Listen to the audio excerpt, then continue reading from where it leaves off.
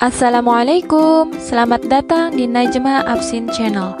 Di sini kalian bisa menikmati novel-novel yang aku tulis secara gratis. Sebelum kalian lanjut menikmati novel aku, jangan lupa klik tombol like dan juga subscribe biar kalian dapat notifikasi. Nah, komen juga di setiap cerita biar seru dan share ke teman-teman kalian sebanyak-banyaknya ya. Terima kasih, selamat menikmati. Ini Kahi Bos Part 4. Sudah sampai, katanya membuka suara. Lantas dapat kulihat dari ujung mataku dia menatapku. Ren, panggilnya. Aku masih terdiam. Bawakan tasku, bos. Aku gak kuat berjalan rasanya. Peristiwa tadi membuatku syok berat. Tuturku seperti memerintahnya, karena aku dengar dia mendungus. Jujur, kejadian tadi mau tak mau membuat badanku rasanya lemas. Apalagi membayangkan kemungkinan buruk yang bakal terjadi jika bosku tidak datang tepat waktu. Mengambil kesempatan dengan pura-pura lemah, decaknya, sembari keluar dari dalam mobil. Aku membuka pintu mobil, kulihat ibu sudah menantiku di halaman rumah. Ya Allah Rena, bagaimana bisa? Ibuku menatap dengan khawatir sembari menepuk-nepuk bahuku. Bos telah menceritakan semua yang terjadi padaku tadi. Kini kami sedang berada di ruang tamu. Ayah menatapku khawatir. Gak tahu, mungkin dia dendam bu gara-gara dipecat dari perusahaan. Kalau bapakmu yang menemukan lebih dulu, sudah aku beringus ke penjara orang itu. Bapakku tampak gerang, mengepal erat tangannya. Sudah dilaporkan tadi sama bos, ucapku sambil melirik bos Kamil di sampingku. Terima kasih Kamil, kalau gak ada kamu, gak tahu Renata jadinya, ucap bapak dengan senyuman bangga pada calon menantunya. Sama-sama pak, kebetulan saya lewat situ. Oh ya, kayaknya tangan Renata tadi luka bu. Iya bener, nanti diobatin. Makasih banget loh nak Kamil. Ibuku seperti bertambah senang. Entahlah apa yang dipikirkannya. Aku memilih mengantarnya ke halaman, walau rasa syok masih ada. Setidaknya aku ingin berucap terima kasih padanya, karena besok aku sekalian izin tidak masuk kerja. Bos, makasih ya untuk semuanya. Kenapa jadi kalem gini? Tanyanya dengan alis terangkat. Aku mendelik. Aku benar-benar ngucapin dari hati terdalam loh bos, kataku ketus sembari menyilangkan tangan di depan dada dan membuang muka. Mau dong dicintai dari hati terdalam seorang Rena, godanya. Aku bukan Mbak Nunung ya bos, bisa seenaknya digoda. Aku benci berjijik ke arahnya. Dengar, dia menatapku, membuatku risih luar biasa. Kalau perempuan gak punya suami, gak ada yang ngelindungin. Ya seperti itulah, katanya sembari melangkah menuju mobil tanpa salam sama sekali. Bos, kamu khawatir sama saya? Tanyaku sekenanya, walau tak berharap juga jawabannya. Ternyata mampu menghentikan langkahnya dan sialnya langsung berbalik. Ya ampun, sebagai laki-laki kalau ada kasus begituan ya saya juga miris lah. Kalaupun kamu gak menikah sama saya, segeralah temukan suami. Tangannya hendak menepuk pundakku, namun aku sengaja segera minggir. Bercanda, hehe, dia meringis. Sudahlah, aku malas bahas itu. Tapi bos, aku kan masih sakit nih. Izin ya besok gak masuk. Ya, terkadang jika sudah terlalu kesal padanya, aku sedikit tidak sopan. Sudah bukan lagi kata saya yang keluar, tapi aku. Matanya mendelik. Ya bos, ayolah. Mungkin sekarang aku memang lagi merengek padanya. Biar saja, yang penting besok aku bisa libur. Terserahmu lah. Tapi saya gak mau gantiin ngerjain job kamu, enak aja. Yes. Jadi dia udah ngelamar kamu. Ibu memekik terkejut, namun tangannya masih cekatan menyendok nasi ke piring ayah dan aku. Aku mengangguk. Kapan tepatnya? Kemarin. Sesuai dugaan ibu mengambil tempat duduk tepat di sebelahku. Ren, ibu udah yakin banget sama Kamil. Dia anak yang baik, bisa ngelindungin kamu. Masa kamu gak nerima dia?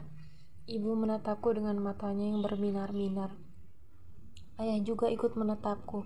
Sendok dan garpu terdengar bersentuhan. Aku masih diam tak merespon. Pikiranku berkecamuk.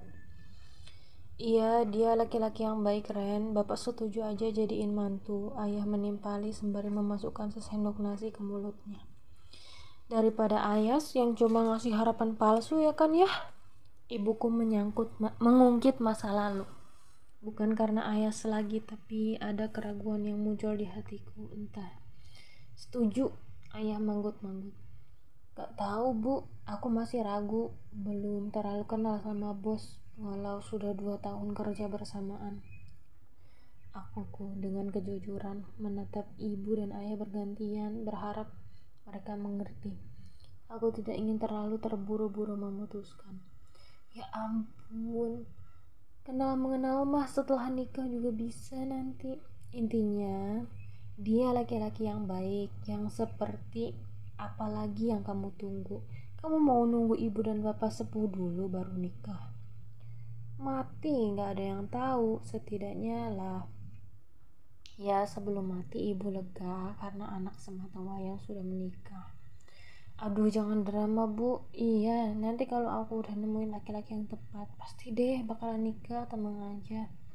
Kamu masih mikirin Ayas? Tanya ibu dengan wajahnya yang berubah sendu. Aku menggeleng cepat. Ngapain bu? Dia juga udah bahagia kayaknya dengan istrinya. Tapi Kiai belum memberi kita undangan pernikahan Ayas, lirik ibu. Apa dia belum menikah? Mana aku tahu bu. Aku gak mau ngurusin keluarga Pak Kiai. Diundang gak diundang sama aja bagi aku. Di kantor setelah mengambil libur 1 hari, suasana masih sama. Para buruh korporat masing-masing dengan aktivitas mereka.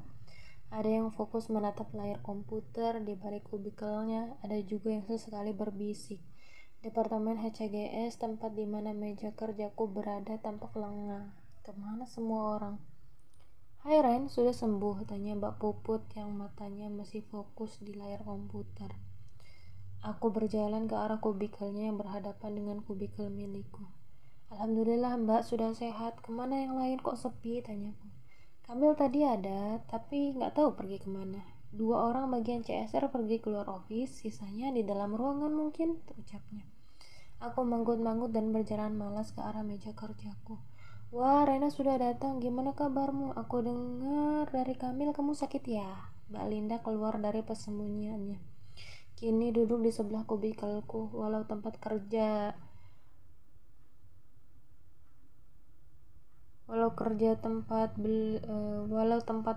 dia bagian finance accounting di dalam ruangan, tapi mereka juga terkadang duduk di kubikel luar. Ya Mbak, alhamdulillah. Sakit apa toh? Tanyanya dengan logat Jawa. Aku tersenyum. Istirahat dari dengerin omelan dia. Mbak Linda tertawa mengerti apa yang aku maksud. Awas orangnya nanti denger loh, bisiknya. Aku tertawa pelan. Biar aja, gara-gara dia aku sakit. Dia kesepian kayaknya gak ada kamu, ucap Linda seperti menggodaku. Aku mendengus pelan. Hah, apaan sih Mbak?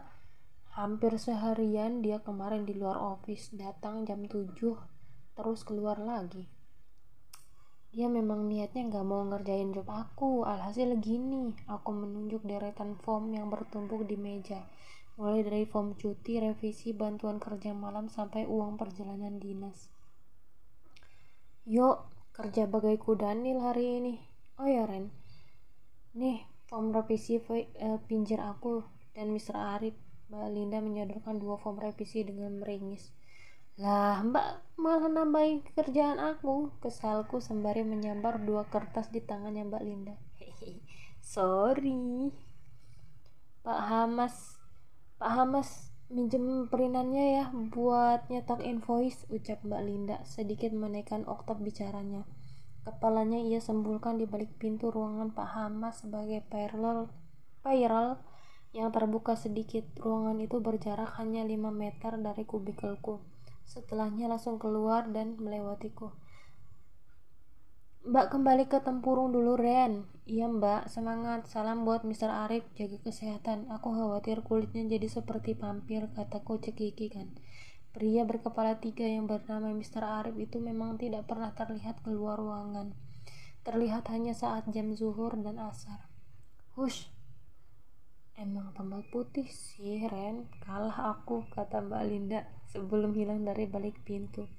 Aku kembali menginput data absensi karyawan. Selama 2 hari, kerjaanku menjadi double semua. Belum lagi harus menelpon beberapa departemen karena ada saja karyawan tidak hadir bekerja tanpa keterangan. Telingaku yang awas mendengar derap langkah tergesa. Aku mendongak. Ternyata bos Kamil yang mendekat ke arah kubikelku. Ren, Tinggalkan kerjaan, ayo ikut saya keluar, ucapnya seperti perintah yang sulit dibantah. Ada apa? Tanyaku kesal. Pokoknya ikut, katanya lagi. Cepet atau saya gandeng tangan kamu, ancamnya sembari mendekat ke arah kursiku. Tapi bos, belum selesai. Melihat tangannya yang mulai bergerak mengapit tanganku dengan gerak cepat, aku mencegah. Baiklah, aku akan ikut. Bagus, nanti aja lanjutinnya ya, katanya sembari berlalu terlebih dahulu meninggalkanku yang menghentakkan kaki. Sebal luar biasa. Tapi setelah pikir-pikir, setidaknya kemarin dia sudah menolongku, maka hari ini aku akan berbaik hati padanya, menuruti kemauannya selama tidak macam-macam. Mobil operasional tambang berwarna putih yang kunaiki melesat meninggalkan office. Dia menghentikan mobilnya tepat di halaman depan sebuah rumah sakit. Dia memarkirkan mobilnya di parkiran. Aku masih enggan beranjak. Turun, titahnya. Aku mengangguk. Rumah sakit, tanyaku meyakinkan. Ada apa kesini? Apa dia hendak mengobati luka di tanganku? Dia mengangguk. Siapa yang sakit? Dia berhenti menatapku seperti kesal. Bisa nggak? Jangan banyak question dulu. Aku mengangguk, menurutinya. Ruangan itu amatlah terbatas dikunjungi. Hanya orang-orang tertentu dengan izin saja yang boleh memasukinya. Seorang wanita berambut panjang tergeletak lemah di ranjang nan putih itu. Segala alat medis tertempel di tubuhnya. Aku menutup mulut. Ada apa sebenarnya? Siapa yang berbaring itu? Kenapa bos malah membawaku ke sini? Dia adikku, menderita kanker otak stadium 4. Innalillahi wa inna ilaihi raji'un. Aku menggeleng tak percaya namun juga iba.